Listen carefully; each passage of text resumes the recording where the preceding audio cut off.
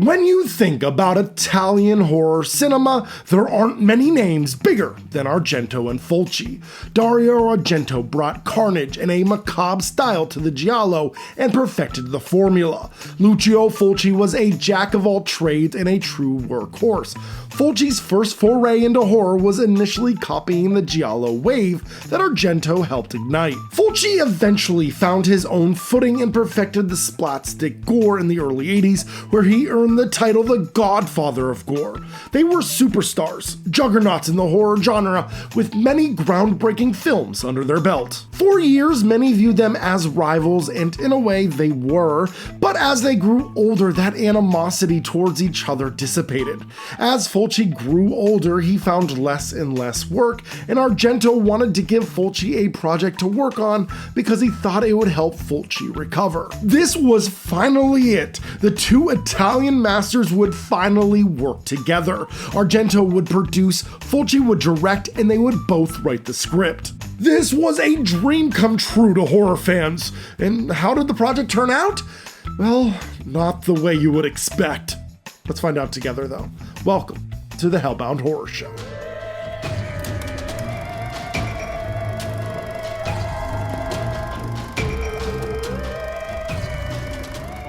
Fulci wanted to make a loose remake of The Mystery of the Wax Museum from 1935, and he and Argento began to work on the script. They took elements from the remake House of Wax, starring Vincent Price as well. Fulci wanted to focus more on the atmosphere, while Argento wanted to rev up the gore and violence. Argento wanted to bring the famous Italian 80s gore into the 90s. Everything was on track and things were really looking up. Fulci was able to move to Rome before filming and was going to the cinema every day, something that he absolutely loved. One night before principal shooting for the Wax Mask started, Fulci forgot to take his insulin, and he went into a diabetic coma, dying on March 13th, 1996. This left longtime rival Dario Argento heartbroken.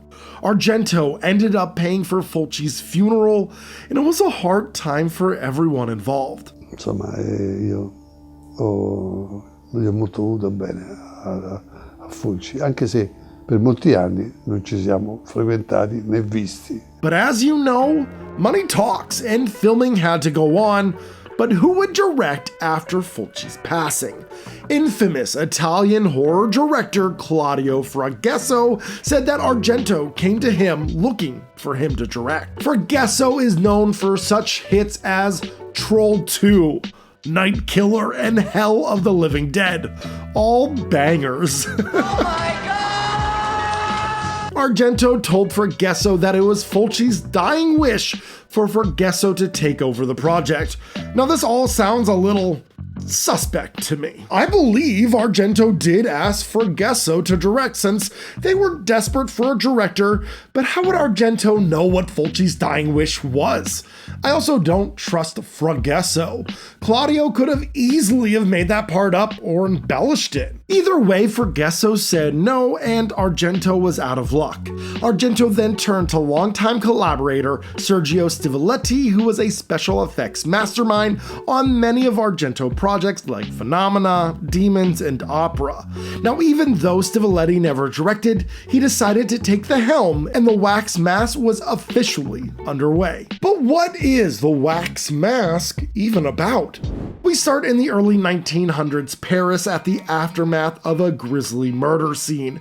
It looks gnarly, but for some reason the music gives off superhero vibes.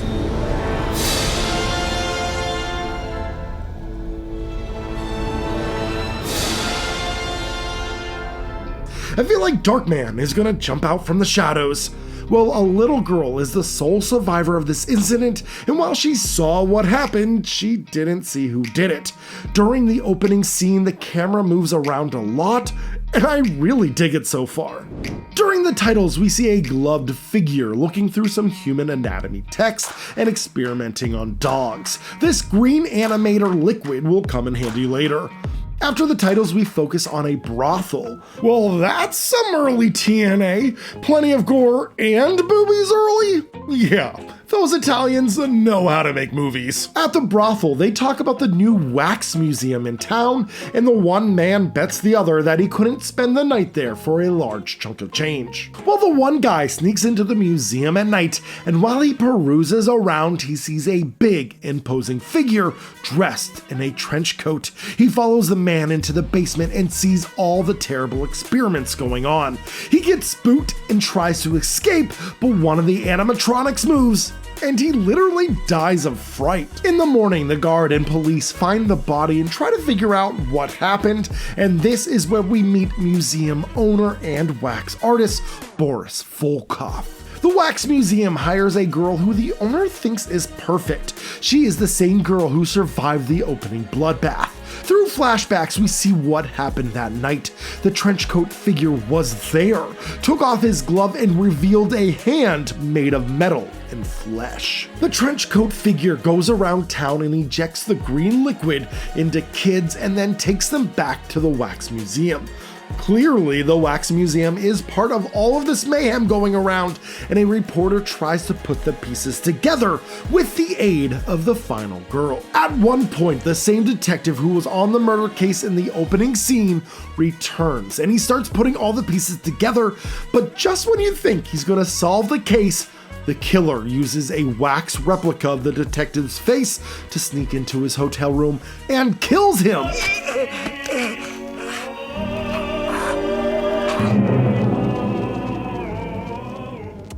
Our reporter and final girl figure out that all the wax figures in the museum are actually corpses. Living corpses. What ties does our final girl have with the owner of the Wax Museum? Will the trenchcoat killer be caught? And can our heroes figure out the mystery of the Wax Museum before they become living statues? Find out in The Wax Mask. Now, if you've seen 1933's Mystery of the Wax Museum, House of Wax starring Vincent Price in 1955, or the 2005 House of Wax, then not much should surprise you. We know who the killer is, and we know he had a bad accident and uses his wax to appear normal. It's a tale that's honestly a little stale at this point. No matter how gory or how much TNA you insert, the story has been done before. Speaking of gore, we have some pretty great physical effects here, but since this was 1997, you know they had to throw in some CGI in there, and wow, these CGI effects are dated, cheap, and will take you right out of the movie. Speaking of taking you right out of the movie, I wasn't the biggest fan of the score. Well, let me rephrase. I like the score, but not for this movie.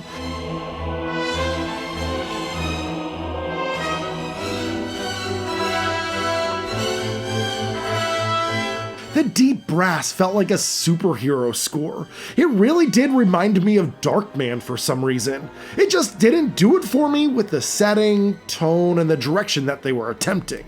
And while this movie has its low moments, there are some pretty praiseworthy moments here too. At one point, our final girl gets captured and taken to a farm where her wrists are cut and she's left for the pigs to eat her. And this was before the Hannibal movie. Brutal. I love that the movie goes full Terminator at the end. It's wild, and I wish that they either leaned into this campy approach more, or they tried to follow Fulci's atmospheric vision more.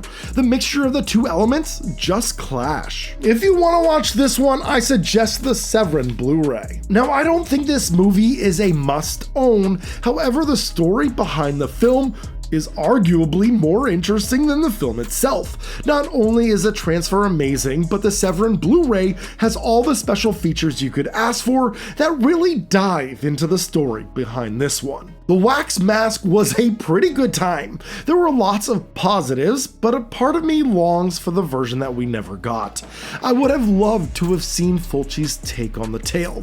Now, I don't think Stevoletti did a bad job as a first-time director, and I like his shot selection, especially for some of the gore scenes, but overall, I was left wanting more.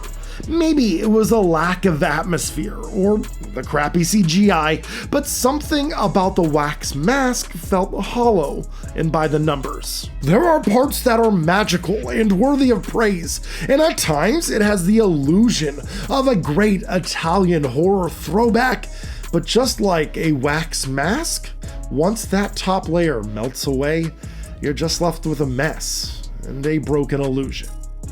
And that's all I have for tonight. So thank you so much for watching, and stay spooky, everyone.